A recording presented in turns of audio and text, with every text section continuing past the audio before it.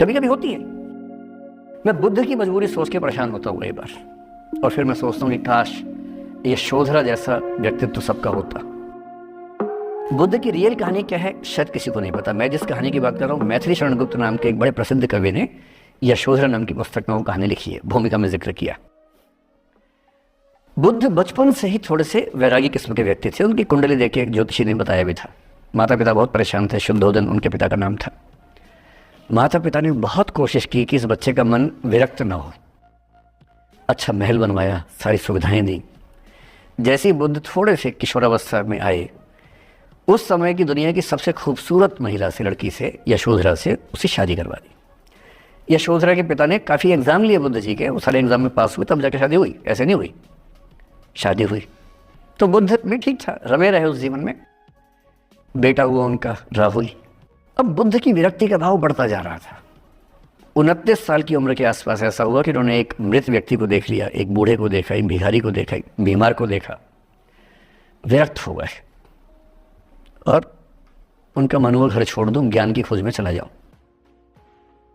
अब ज्ञान की खोज में जाएं, उनको पता है कि भाई मेरी पत्नी भी है, मेरा बेटा भी है, राज्य भी है, कैसे छोड़ दूं?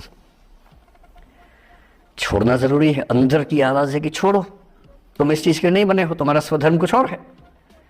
बाहर की जिम्मेदारी है कि छोड़ नहीं सकते। मैं अनुमान करता हूं कि बुद्ध ने शायद अपने पिताजी से कहा हो कभी कि पिताजी मैं बहुत परेशान हूं, छोड़ना चाहता हूं। तो पिता ने समझा बुझा के मना किया होगा कि बेटा शोभा नहीं देता, ऐसा मत करो। हो सकता है पत्नी से भी बात की हो, पत्नी ने भी कहा हो कि ये क्या बात हुई, हम सबका जीवन तुम पे टिका है, बच्चा अभी बिस्तर से भी नहीं उतरा है, अभी तो चलना भी नहीं शुरू किया है, तुम ऐसी बात कर रहे हो। इसका जिक्र नहीं मिलता इतिहास में कि ये बात हुई कि नहीं हुई। और एक दिन बुद्ध ने तय किया और वो आधी रात को पत्नी और बेटे को सोता हुआ छोड़ के चले गए। इसको बौद्ध परंपरा में महाभिनिष्क्रमण कहते हैं, बुद्ध का अपने घर से निकल जाना। अब बुद्ध चले गए, लेकिन मैथिली शरण गुप्त यशोधरा के पर्सपेक्टिव से बुद्ध को देख रहे हैं। यशोधरा बहुत परेशान है, भाई पति चला गया है, बच्चे का पिता चला गया, मजाक छोड़ना है। राजा परेशान है कि उनका उत्तराधिकारी चला गया है। यशोधरा इतनी परेशान है, बहुत लंबे समय तक छंद आते रहते हैं कि वो कितनी बेचैन है, कितनी परेशान है। लेकिन यशोधरा की सबसे बड़ी परेशानी इस बात से नहीं कि बुद्ध चले गए, इस बात से है कि बिना बताए चले गए, भरोसा नहीं किया। और वो अपनी सहेली से कहती है, सिद्धि हेतु स्वामी गए, यह गौरव की बात। मुझे गर्व है कि मेरा पति इतने महान काम के लिए गया है। सिद्धि हेतु स्वामी गए, यह गौरव की बात, पर चोरी चोरी गए, यही बड़ा व्याघात। सखी वो मुझसे कहकर जाते, कह तो क्या वो मुझको अपनी पथ बाधा ही पाते, क्या मैं रास्ता रोकती उनका? उसके मन में ये मलाल है कि बिना बताए चले गए। वो इस भाव को लेट गो नहीं कर पा रही है, परेशान है। फिर बुद्ध को ज्ञान मिला 6 साल की तपस्या के बाद, बोधगया में बोधि वृक्ष के नीचे ज्ञान मिला, बात फैल गई। जो 5 शिष्य बुद्ध को छोड़ के भाग गए थे उनके बुरे वक्त में, उन्हीं 5 को बुद्ध ने सबसे पहले ज्ञान दिया सारनाथ में, जिसको धर्म चक्रवर्तन कहते हैं। बुद्ध की ख्याति बढ़ने लगी। शुद्धोदन ने बुद्ध के पास, अपने बेटे के पास कई लोगों को भेजा ये कहने के लिए कि भाई यहाँ भी तो आओ, हमसे भी तो मिलो। बुद्ध का ऐसा प्रताप था कि जो उनके पास जाता वो बुद्धं शरणं गच्छामि हो जाता, वापस ही नहीं आता। तो फिर शुद्धोदन ने बुद्ध के बचपन के एक दोस्त को ये कह के भेजा, भैया मैं जानता हूं तुम वापस नहीं आओगे, पर प्रभावित होने से पहले बोल देना कि पापा याद कर रहे थे। तो वो गया, उससे वायदा निभाया, हो तो गया, बुद्ध के संग में दीक्षित हो गया, पर वायदा निभा दिया।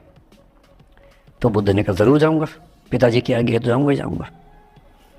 बुद्ध पहुंचे अपने कपिल वस्तु, जो अपना इलाका था, वहां पहुंचे।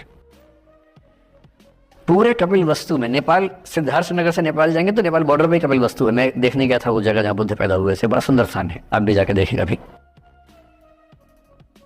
तो बुद्ध पहुंचे रात को, एक धर्मशाला में रुके।